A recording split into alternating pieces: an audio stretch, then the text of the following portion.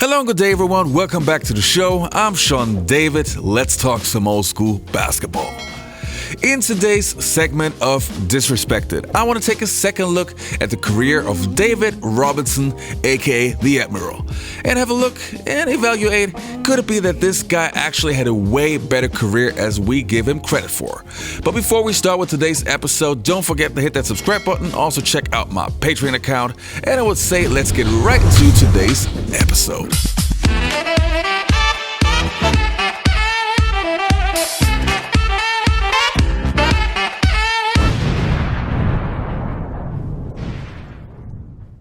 Now, as promised, I want to take a second look at the career of David Robinson, so let's have a look how he actually made it to the NBA and how his journey in the NBA was.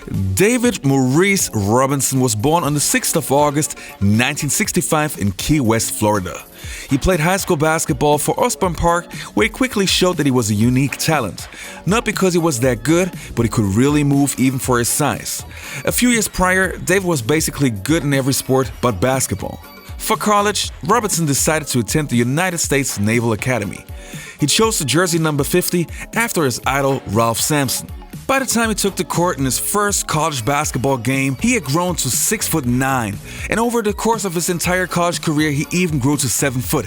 He began college with no expectations of playing in the NBA, but in Robinson's final 2 years, he was an All-American and won the Naismith and Wooden Award. Now at the 1987 NBA draft, it was pretty certain that David Robinson was the best player in that draft class. But there was one problem. If the Spurs would draft Robinson, he wouldn't be able to play right away because he had to finish his military career. You know, in 1978, the Boston Celtics used their first-round pick to select a young man from Indiana State who was still a junior at the time. The Celtics' patience paid off, of course. The young man was Larry Bird. Well, in 1987, the San Antonio Spurs made the same kind of choice with the very first pick in that year's draft. He, too, was worth waiting for. Welcome to the 1987 NBA Draft. David Robinson. As I said, David had breakfast with the Vice President of the United States this morning in Washington. I have a feeling David's watching this on television right now. San Antonio has made up their mind. They are ready now to announce the pick, and we go to NBA Commissioner David Stern.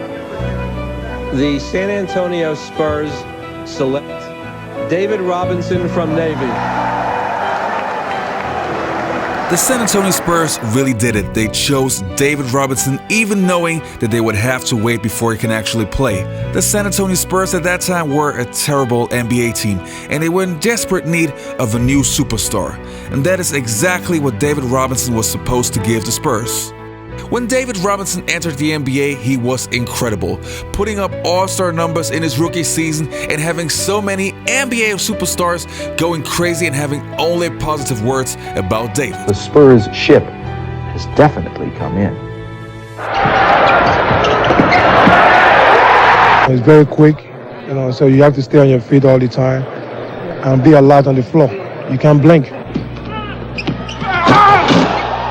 If he's having this type of year now, then first year out, the sky's the limit. Yes, those two All-Stars and just about everybody else suddenly can't say enough about this officer and gentleman, Lieutenant Junior Grade David Maurice Robinson.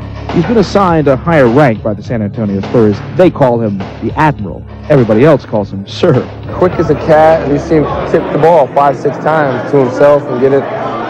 He's I guess you could say he's scary, but I just think he's a great player. I did a Nike thing with him this summer down in Las Vegas when we were going at it with some of the Nike guys, Charles Barkley and Moses Malone, and he was dunking on people so quick, and we were working. We were working, and we were trying to do whatever we could. A guy like Moses Malone who has a lot of pride in his game, and this guy was dunking so fast and so hard, I couldn't believe it. It doesn't take a rocket scientist to understand that he's very special. It's ghostly. It's not recognizable. You think of it as normal quickness, but I think it transcends that, goes to another level. As you can hear, David Robinson was getting a lot of respect even in his rookie season. If we take a look at his numbers, they were incredible. He was averaging 24 points a game, 3.9 blocks, 1.7 steals, 2 assists, and 12 rebounds in 36 minutes per game. Of course, we have to talk about that he was already 24 in his rookie season, so he had a little bit more time to grow as a man, but still those numbers were incredible. He was an all-star that season and obviously won the Rookie of the Year.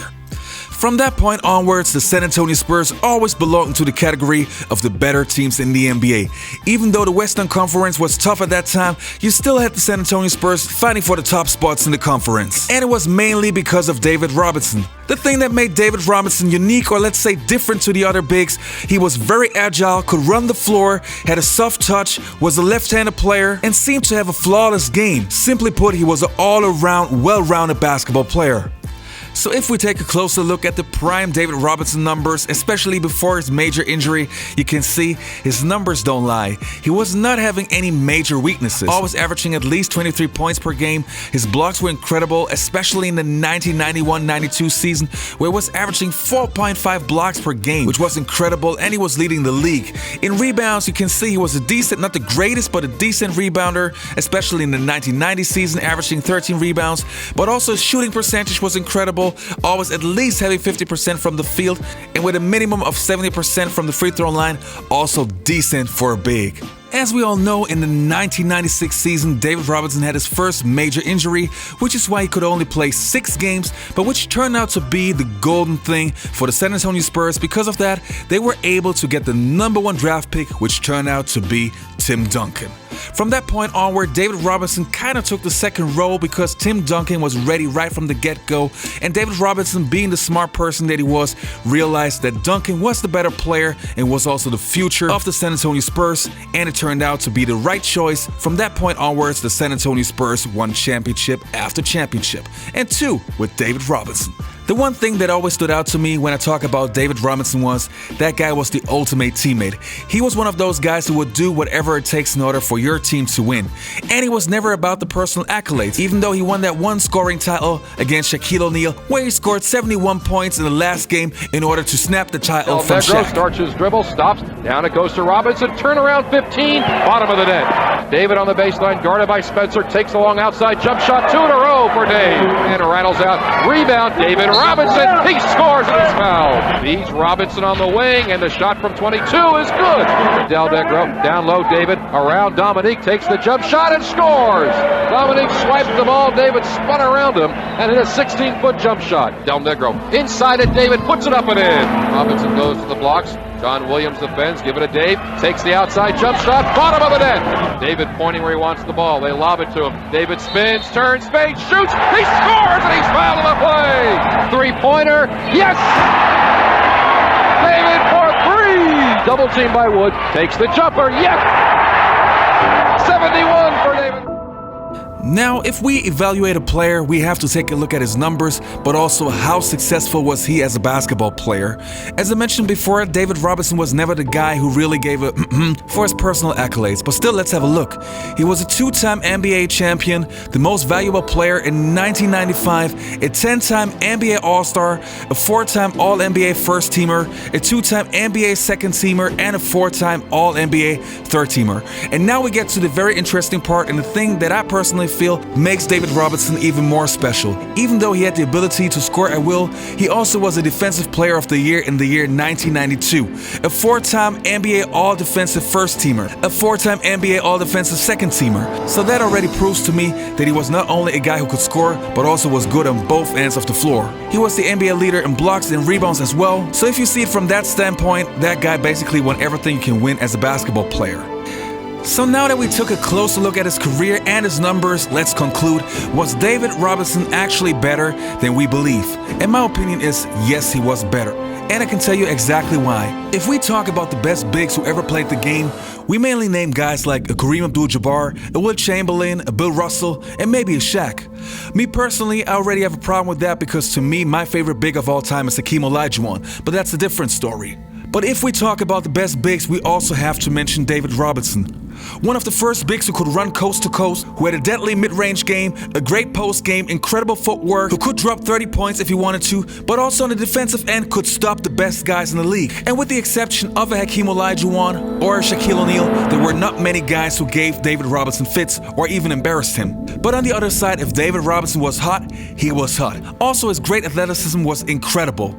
So there's so many reasons why he actually could be one of the best bigs who ever touched an NBA basketball, and that's why I personally feel that he is underrated. Alright, you guys, that's it for today's video. Again, I hope you enjoyed this episode. Don't forget to hit that subscribe button, and I hope to see you next time. Peace. I'm out.